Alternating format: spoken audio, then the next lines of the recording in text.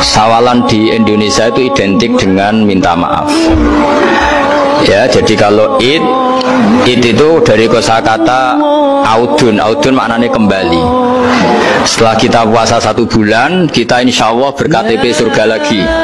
Jadi kita tahu dulu Nabi Adam itu di surga, beberapa anaknya juga lahir di surga, sehingga KTP kita ini sebetulnya KTP surga. Alamat tetap kita itu surga.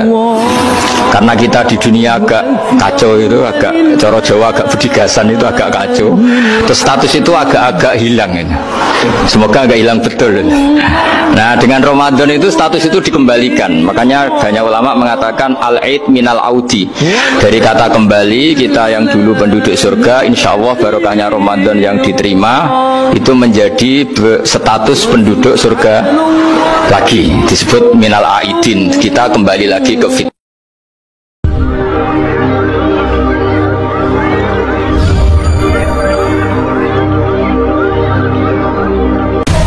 Ada aturan dalam ilmu hadis. Jadi di antara aturannya itu sebuah riwayat itu menjadi kuat meskipun asal-usulnya riwayat yang lemah kalau menjadi perilaku sosial. Karena perilaku sosial itu menunjukkan didikan atau pendidikan atau tarbiyah dari leluhur sampai kita. Misalnya saling memaafkan.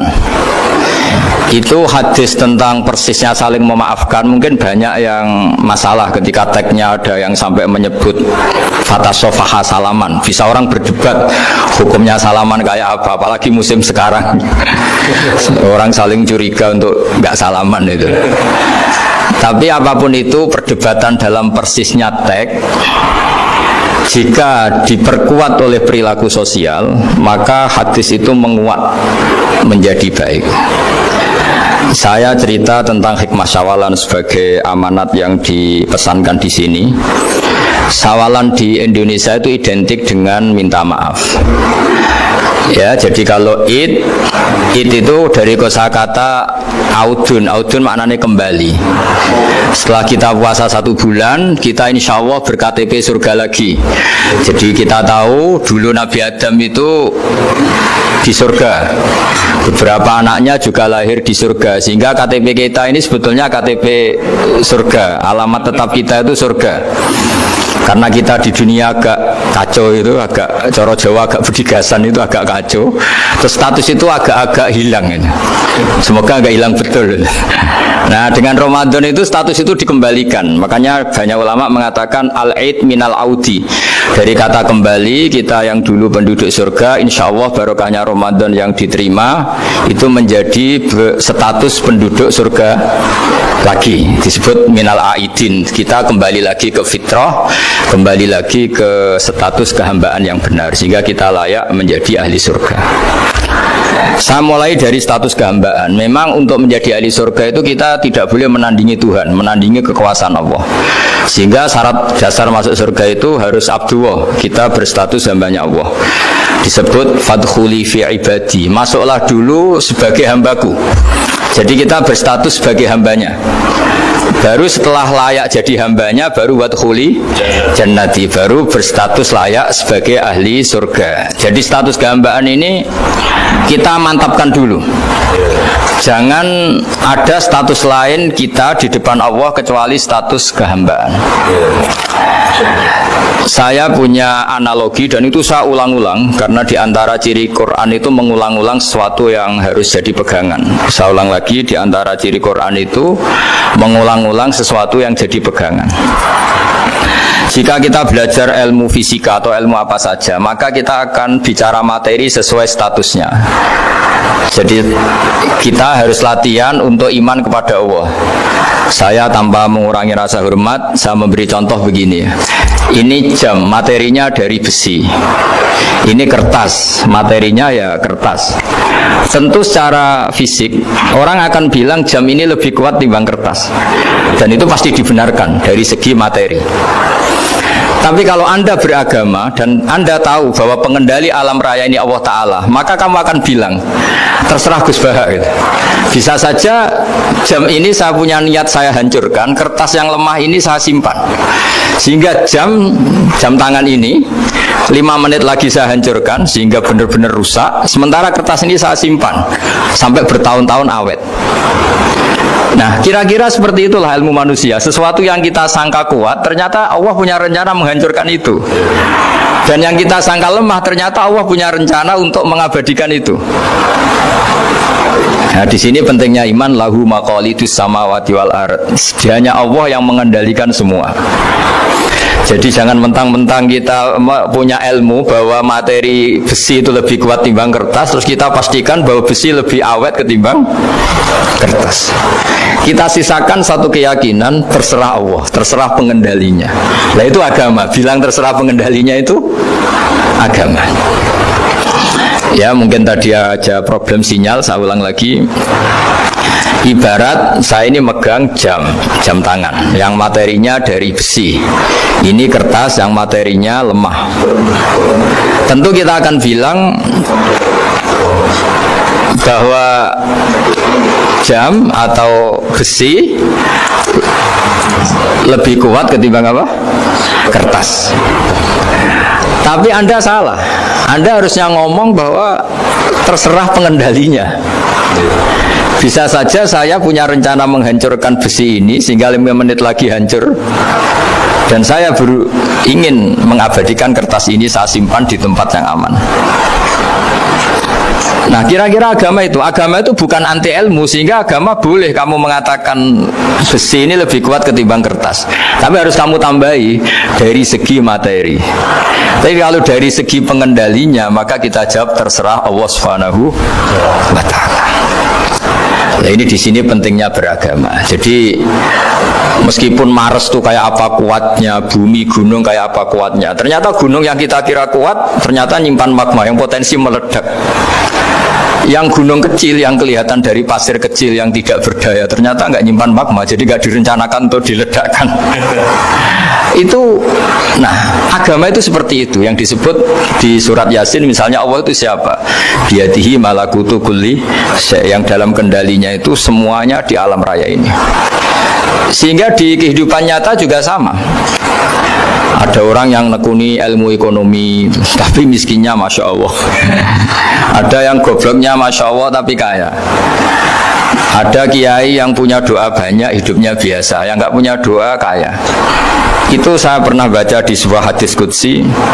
Ada riwayat begini, Nabi Musa ketemu Allah, ditanya, limadha, kata Allah, kenapa saya memberi rizki orang yang bodoh? Ahmak itu orang yang bodoh sekali. Kadang tak ciptakan dia jadi orang kaya, dan yang pintar ekonomi kadang tak ciptakan jadi orang miskin. Si Nabi ini tanya, kenapa ya Allah? Supaya dia tahu yang mengendalikan rizki itu saya, bukan ilmunya dia, katanya. Jadi banyak orang, misalnya kita yang pintar dipekerjakan orang yang nggak pintar, yang punya pabrik tidak pintar mengerjakan orang yang pintar. Jadi ya kira-kira agama itu seperti itu. Sehingga dalam kita beragama itu yang paling ditekankan itu tawadhu. Tawadhu itu merasa sopan atau memang sopan betul. Kalau dalam Ihya disebut, sekiranya Anda tidak bisa tawadhu secara rasa, tawadhulah secara ilmu. Saya ulang lagi ya, sekiranya Anda tidak bisa tawadhu secara rasa, tawadhulah secara apa? Ilmu. Karena ilmu itu akan abadi.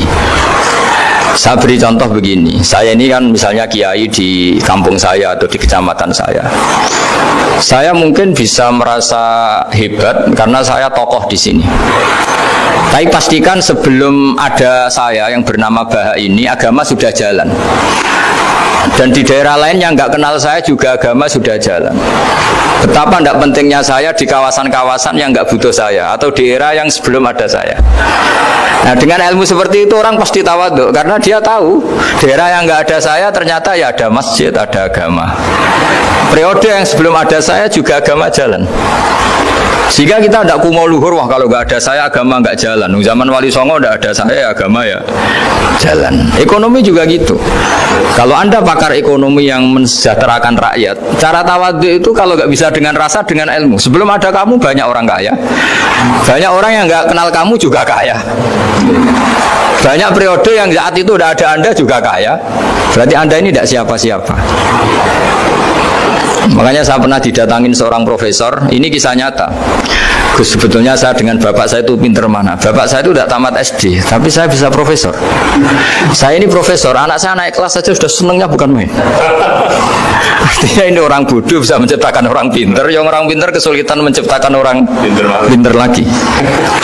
Nah, kalau kita tidak bisa tawaduk secara rasa, tawaduklah secara ilmu. Ikhlas juga gitu, saya sering ngajarkan ikhlas di beberapa kesempatan ngaji. Kalau Anda tidak bisa ikhlas secara rasa, ikhlaslah secara ilmu, pasti bisa, bukan mungkin bisa, pasti bisa.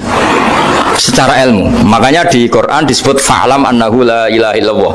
Ilmu, fa'lam itu dari kata ilmu.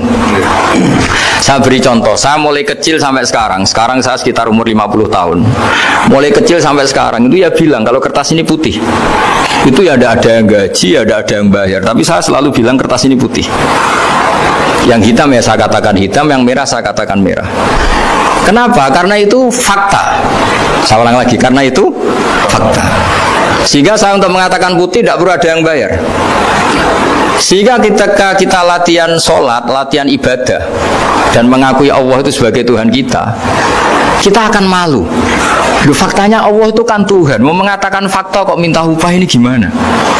Kita mengatakan Allah Tuhan itu sama dengan mengatakan kertas ini putih. Sama-sama itu fakta.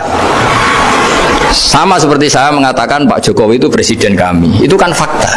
Masa nunggu kalau dikasih BLT katakan presiden, kalau enggak ya enggak. Itu kan ribet jadi. Pak Panut misalnya rektor UGM, mbok saya enggak digaji di sana atau enggak kerja di sana, bilang kalau beliau itu rektor. Pak Ganjar gubernur Jawa Tengah, mbok saya dikenal apa enggak ya beliau tetap gubernur. Lama sekali kita mengatakan fakta itu ikhlas. Ikhlas artinya enggak minta apa-apa. Karena kita ingin ngomong sesuai fakta. Nah, Allah Tuhan itu fakta gitu. Nah, kenapa untuk mengatakan Allah Tuhan nunggu? Bah, saya ini Tuhan kamu. Ya nunggu dulu Gusti, kalau engkau masukkan kami ke surga, engkau Tuhan. Kalau enggak ya enggak jadi. Tidak bisa seperti itu. Ya Allah tetap Tuhan. Nah, kalau Anda tidak bisa ikhlas secara rasa, ikhlaslah secara ilmu. Ilmu ya tadi kita akan selalu bilang yang putih putih, yang hitam hitam. Makanya ini pentingnya ilmu. Tawaduk juga gitu. Kalau Anda ditakdir orang yang GR, yang gede rumongso, ditakdir orang yang kumo luhur, secara rasa bisa dilawan secara ilmu.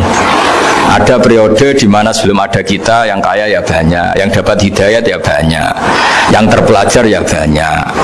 Ada daerah yang nggak kenal kita, nyatanya pendidikan di situ jalan, sistem sosial baik. Betapa tidak pentingnya kita. Nah, ini nanti memaksa kita atau melatih kita untuk tawadhu. Nah, dari hikmah ilmu itu kemudian kita minta maaf sama orang lain itu mudah. Karena kita sadar bahwa adanya kita ini problem. Saya sering digojlok orang-orang kaya. Orang-orang kaya itu ya kadang agak kurang ajar tapi nggak bisa dibantah.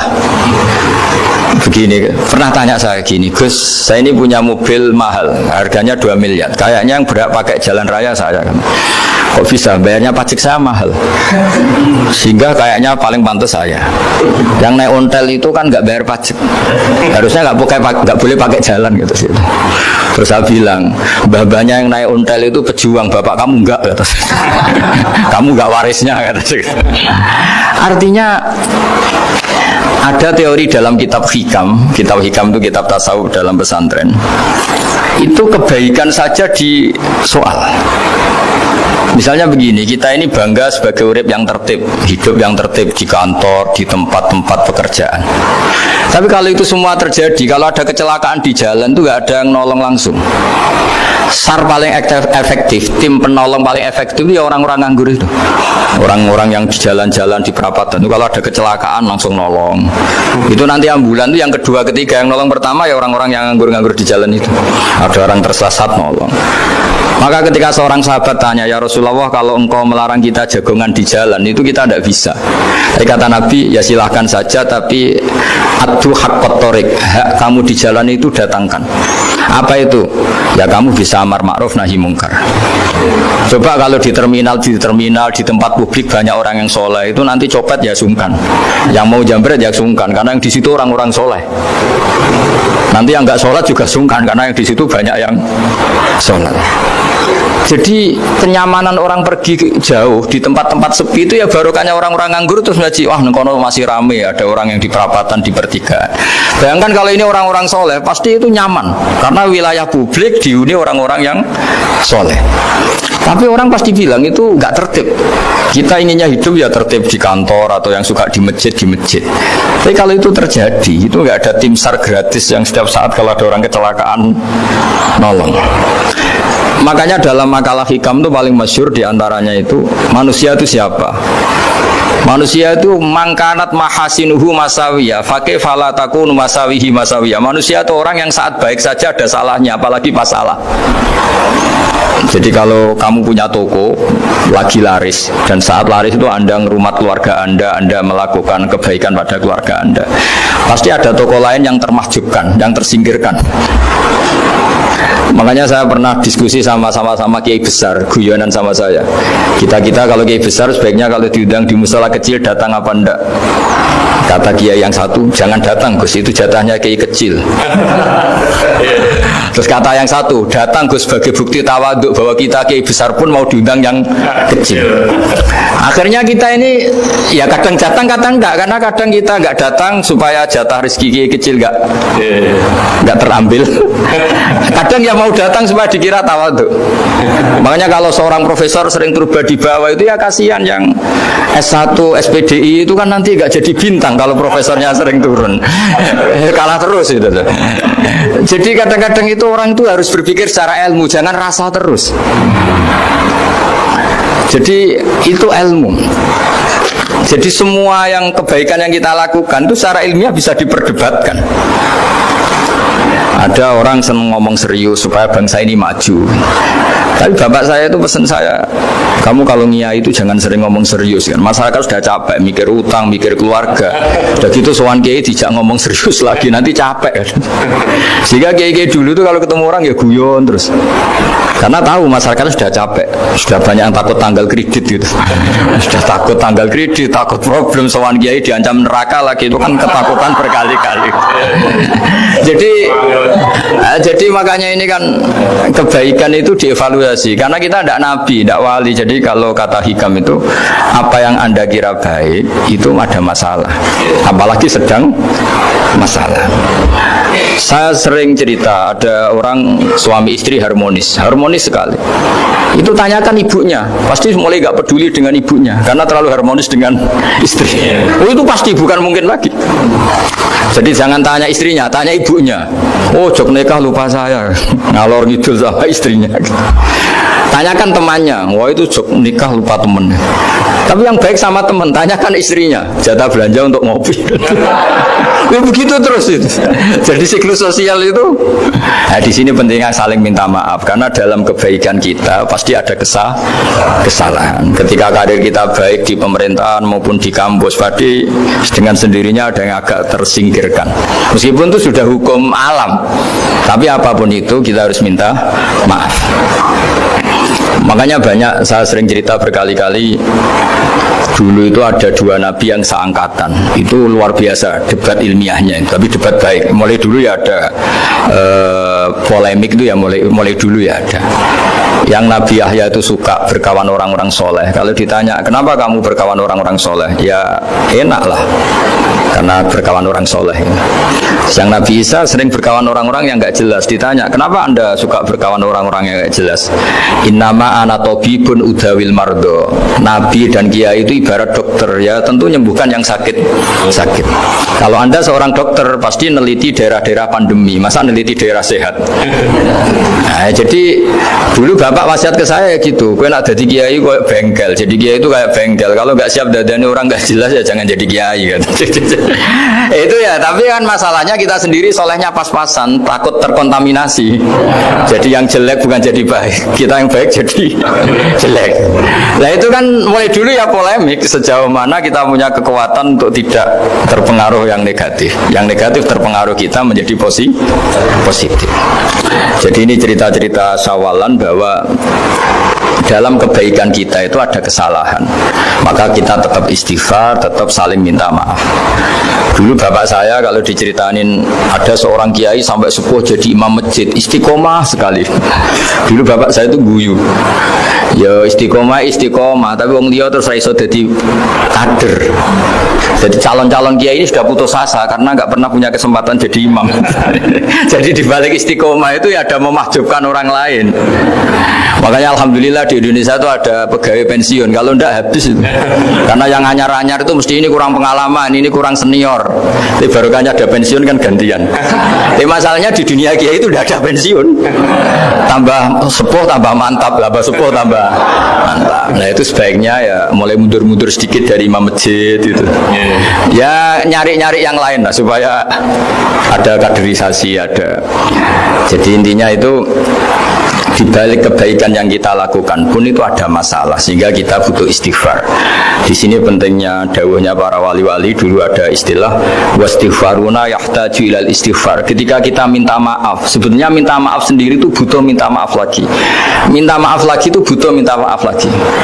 Misalnya saya dengan Mas Hilmi ini akrab, pernah pakai uangnya misalnya. Itu kadang kita bayar itu malah tersinggung, kok kayak orang lain saja bayar. Minta maaf juga gitu. Kalau kamu punya teman akrab terus minta maaf resmi itu tersinggung, kayak wong liya ae jaluk sepuro. Jadi kadang dia sepuro itu malah masalah. Itu kan sama, kamu punya teman akrab terus kalau mau main assalamualaikum sakit masuk nopo boten angsal boten boleh nggak main, itu mesti teman kamu tersinggung, kok kayak orang lain saja. Artinya ketika Anda merasa benar karena protokoler ketika masuk ke teman, ternyata itu salah. Teman kamu maunya nggak protokoler karena sudah akrab. Tapi ketika kita merasa akrab ternyata selonang-selonang dianggap problem, kita tidak pernah tahu. Nah di sini kata ulama-ulama, minta ampun itu kebutuhan manusia karena dalam kebaikan kita pasti ada kesalahan. Makanya disebut wastighfaruna yahtaju ilal istighfar. Kita selalu diajari Rabbana dzalamna anfusana, ya Allah kita ini selalu mendolimi diri kita sendiri. Jadi saat kita baik pun ada unsur kesalahan. Yaitu tadi, kalau Anda jadi orang pasti ada yang termahjubkan. Kalau Anda kiai besar atau profesor atau pejabat turun ke bawah, ya kalau gubernur turun terus ya bupati gak jadi bintang kan? Kalau saya kiai besar misalnya turun terus ya kiai kampung itu ya kasihan. Saya pernah diundang Manakipan tidak datang itu kiai kecil bilang matur nuwun Gus gak teko, aduh iwake gak untuk saya katanya. Barokahnya saya ada itu lucu ya, matur nuwun betul, matur nuwun Gus jenengan gak dugi jadi. Akhirnya jatah besarnya untuk saya. Gitu. Nah tapi yang punya rumah komplain, Gus tak udang ratau teko pepe aku wong cilik. Nah ini saya harus mendahulukan versi Soibul Bait yang punya rumah apa versi kiai yang termahjubkan. Artinya pilihan apapun saya harus istighfar karena ada saja unsur salahnya.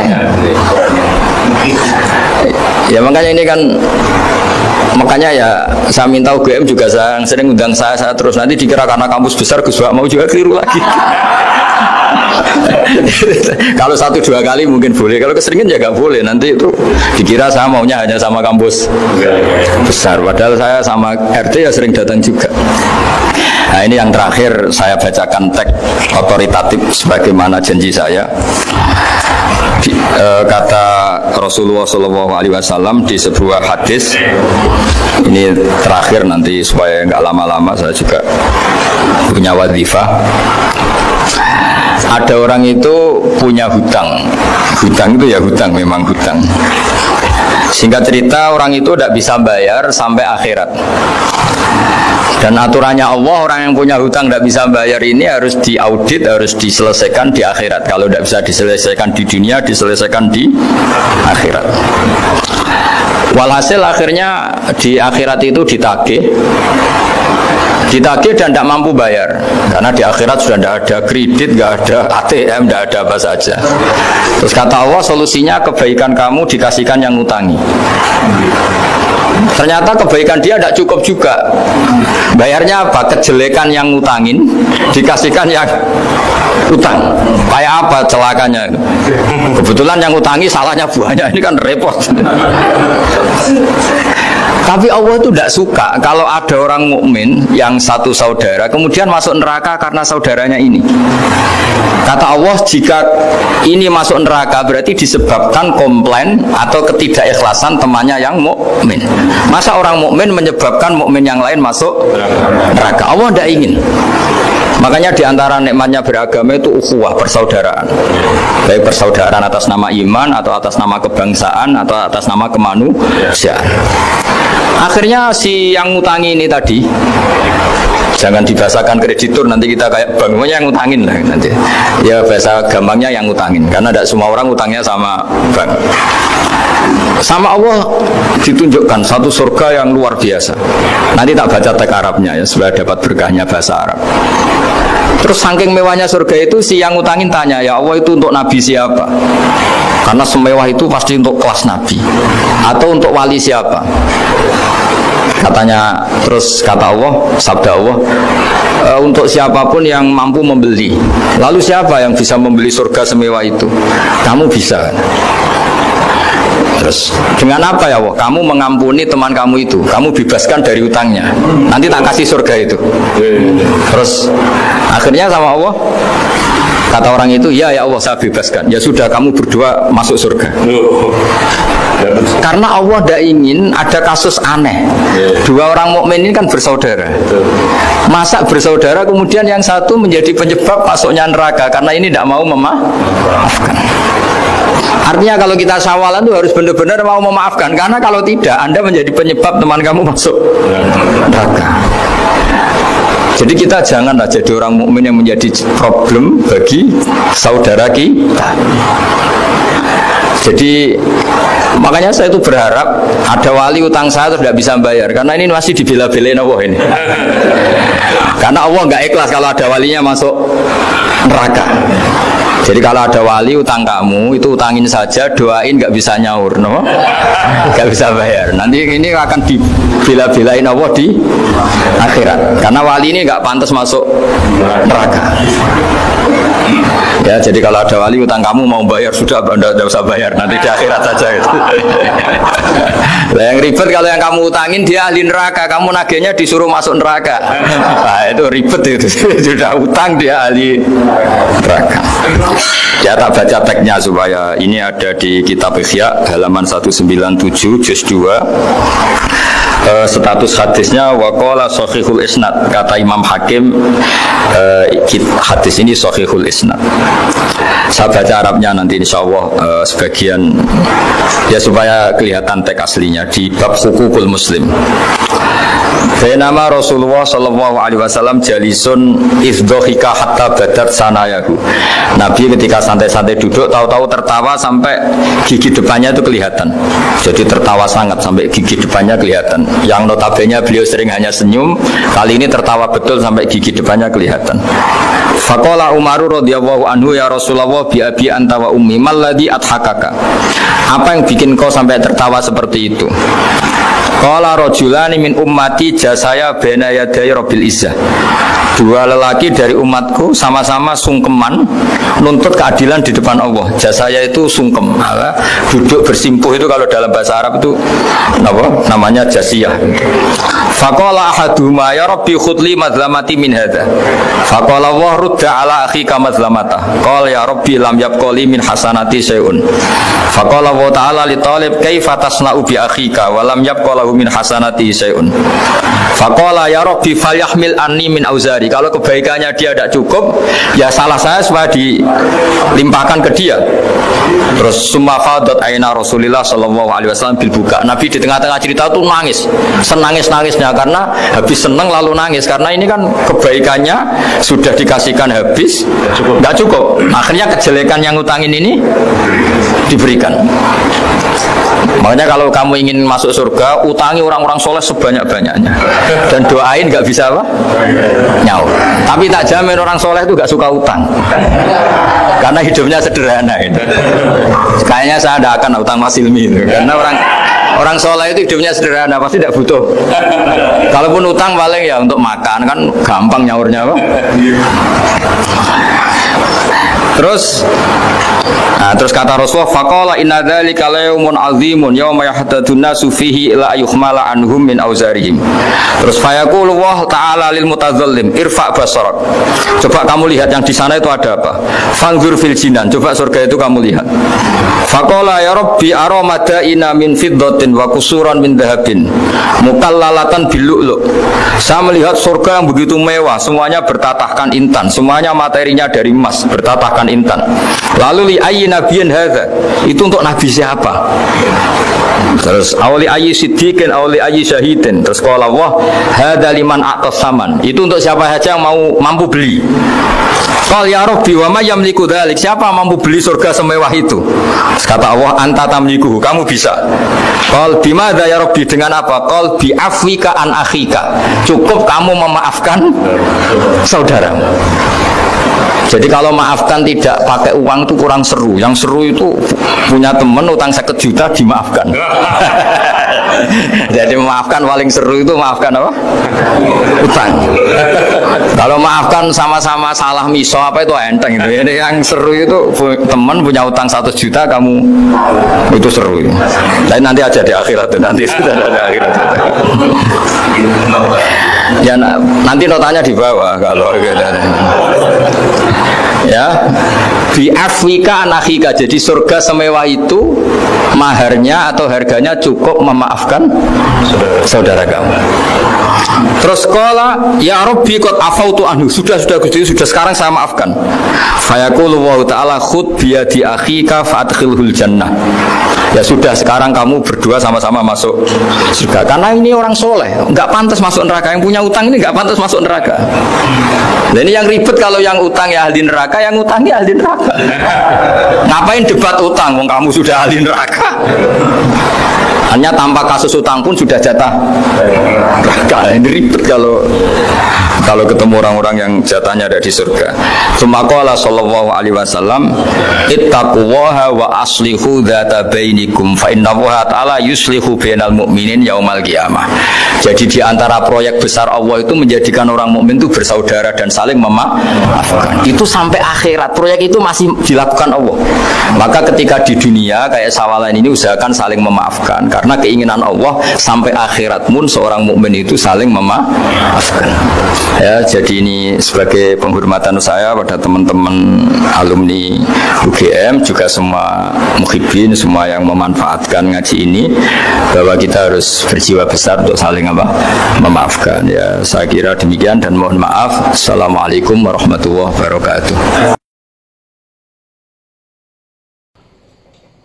Assalamualaikum warahmatullahi wabarakatuh. Pemirsa Demen Gus Baha yang terhormat, telah kita simak kajian Gus Baha dari awal hingga akhir, dan saya pribadi merasa tidak perlu menjelaskan lagi, karena apa yang disampaikan oleh Gus Baha dari awal itu sudah sangat jelas, dan juga beliau sudah banyak lebih banyak memakai bahasa Indonesia dalam kajian kali ini. Intinya beliau menjelaskan tentang pengertian Idul Fitri secara bahasa dan juga riwayat-riwayatnya, serta banyak lagi ilmu-ilmu, wawasan, serta hikmah yang bisa kita petik apa yang disampaikan oleh Gus Baha dari awal hingga akhir. Jadi di momen saat ini masih menjelang Hari Raya Idul Fitri, kami selaku admin Demen Gus Baha mohon maaf jika banyak hal yang kurang berkenan kami sampaikan. Minal aidin wal faidin, mohon maaf lahir dan batin, dan selamat merayakan hari kemenangan, selamat menunaikan Hari Raya Idul Fitri. Jadi mungkin itu saja yang perlu kami sampaikan, dan sampai jumpa di video berikutnya. Wassalamualaikum warahmatullahi wabarakatuh.